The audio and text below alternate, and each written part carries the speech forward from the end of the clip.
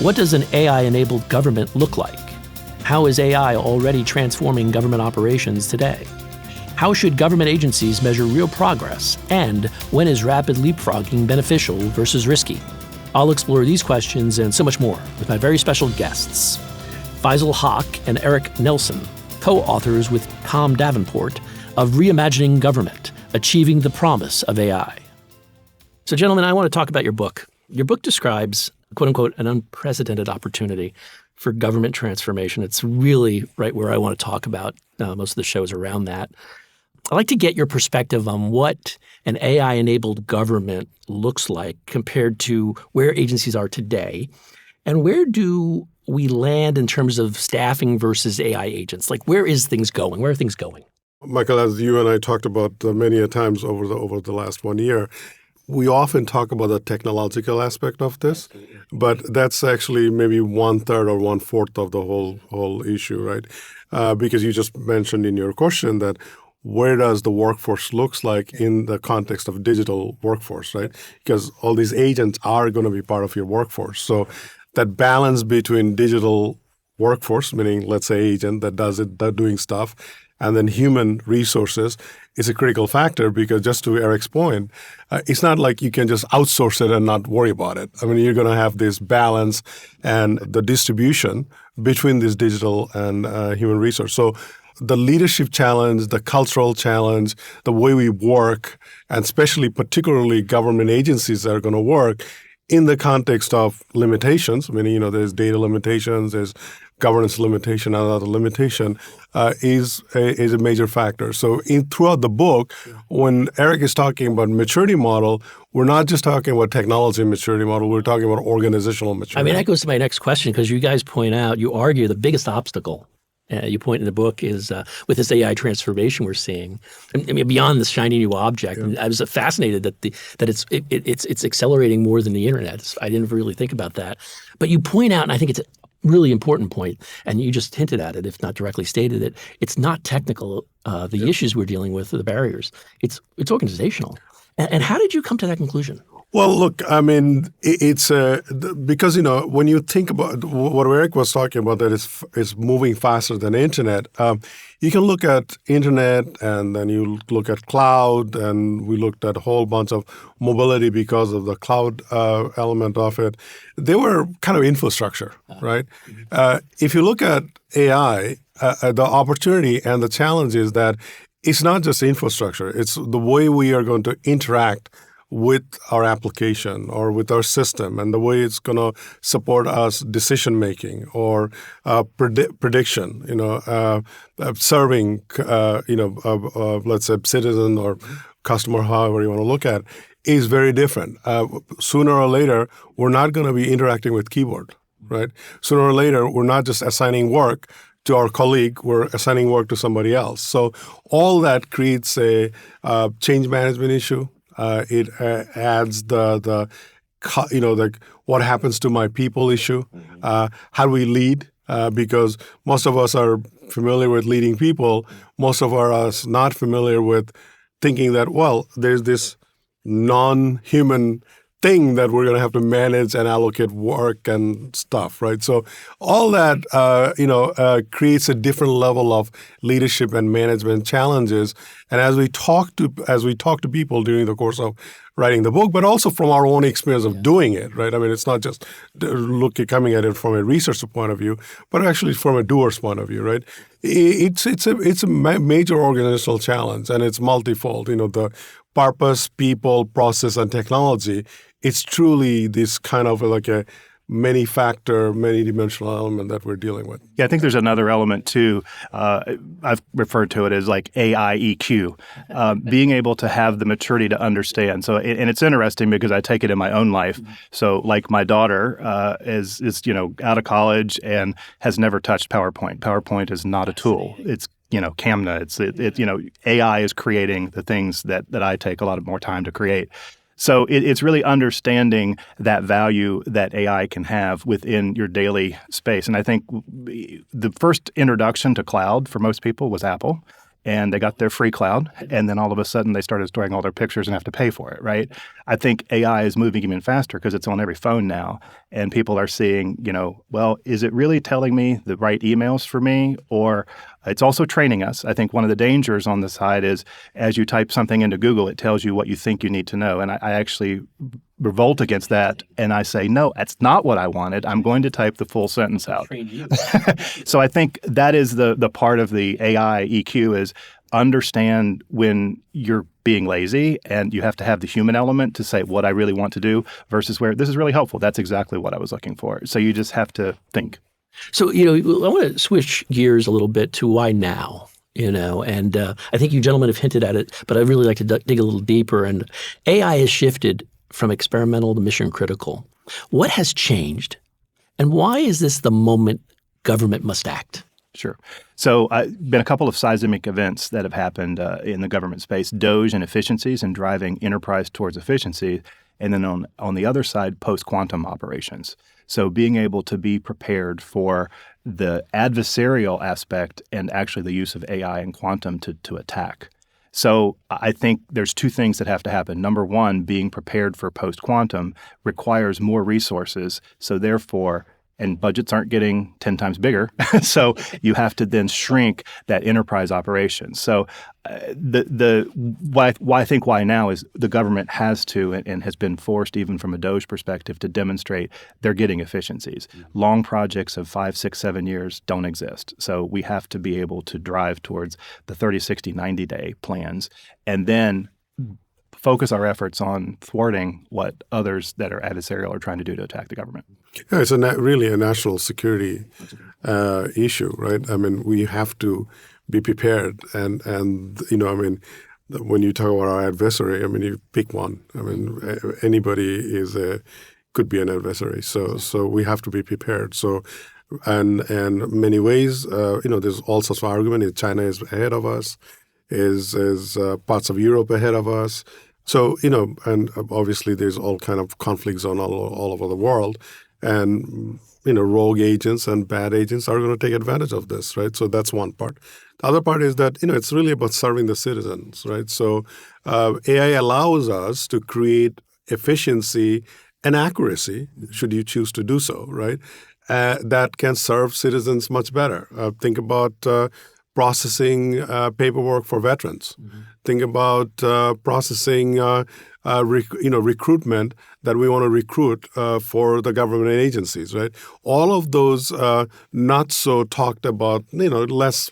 It's kind of mundane, not so sexy, but those applications has humongous impact for the agencies, but also for the nation, right? So that's why I think this particular technology is talk of the day in government agencies because the opportunity it can create. Let's pick up on that part about leadership and organizational change, if I could. I think in the book you suggest or propose a chief innovation or transformation officer. Yeah.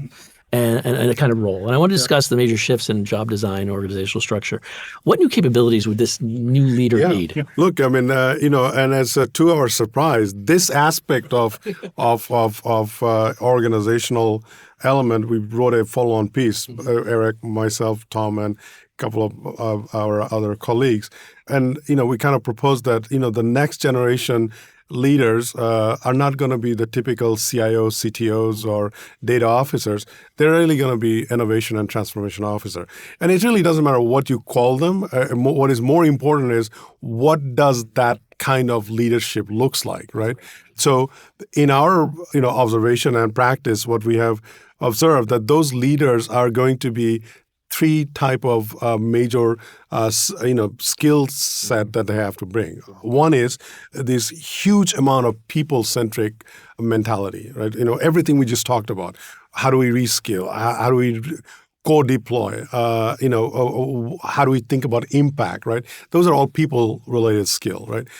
Second element of it is that you need to have not the understanding of how do you create a large language model, but the application of technology and strategically how does the application of technology creates right value for the enterprise. That's the second element of it. And the third element of this role is being able to have that strong North Star to be the governance jar that says, no, this is not the right thing to do, right? So when you apply those, I mean, you can call it data officer, AI officer, information officer, technology officer. It really doesn't matter. But if you took that three factor, that's really about innovation and transformation. That's why we called it the Chief Innovation and Transformation Officer. And the title doesn't matter; it's the qualities that they have. That's absolutely talent. Well, and I think the primary role is to be a disruptor to the status quo. Yeah. So when you take a look at it, generally, CIO, CTO is to make sure there's standardization and all of that across. This role is to actually disrupt that and say, is someone getting ahead of us that will cause us a problem, especially in national security space where the disruptors are really trying to break. And so you have to keep up, not just evaluate yourselves against your peers in the U.S. federal government, what is going on in the world, and are we innovating at that speed? And I think a lot of people would agree that we are not keeping up. So if we don't do something like this, we'll have a real problem. I mean, you hear a lot about the, what happens when quantum is broken, and I do believe there could be a quantum 9/11 and everyone's going to have to react. And we've seen little seismic things happening that give us clues. and so that's where the innovation is important, because it's not just AI, it's everything that's out there that's moving faster than the speed of light. Yeah, I mean, let's face it, it's a digital war. Yeah. I mean, literally a digital war. Mm-hmm. It's no longer about tanks, guns, and this and that, right? Information flow, the information packaging, the algorithmic manipulation, all of this is digital war. So when we talk about innovation and the transformation officer, to Erik's point, fundamental role is being a predictor of that, but also creating a defensive but offensive posture so that we can protect ourselves, right, as a country. I mean, switching gears, you can't do any of this without partnerships. And I want to talk about the whether it's internal, external, or human AI. We talked a lot about that, the hybrid, if you will. What kind of partnership types are the most challenging for agencies to deal with? And what do leaders need to think about in terms of building this ecosystem? Yeah, so I think it depends on the maturity of the agency, because generally on one side, internal is the hardest, because there's a lot of folks that dig in and kind of want to keep everything status quo. So that's that education and involving them in the process.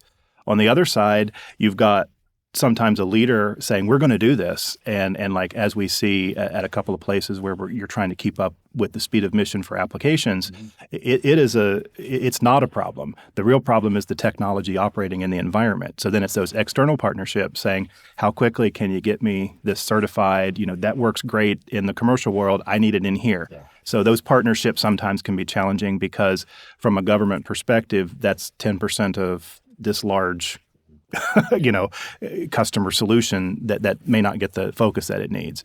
And then the human AI is really, I think, sometimes the most difficult for a lot of people to understand, because it's like, how do I really deal with something that's not a human? And it's actually a resource that you got to check up on. And sometimes it goes down to, let's not involve AI and solve this problem and then see if we come up with the same solution.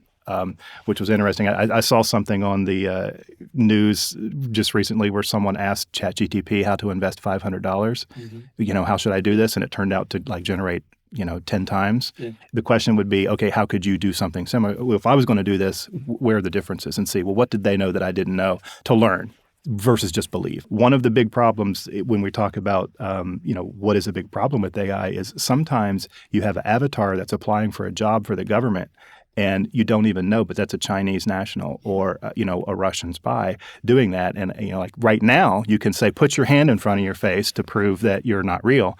But eventually that's going to go away. So do you even, I think the value in all of this is always questioning. Look, I think that we are, and some cases, by the way, legislation always lags behind technology, right? Mm-hmm. And so this is where legislation becomes important.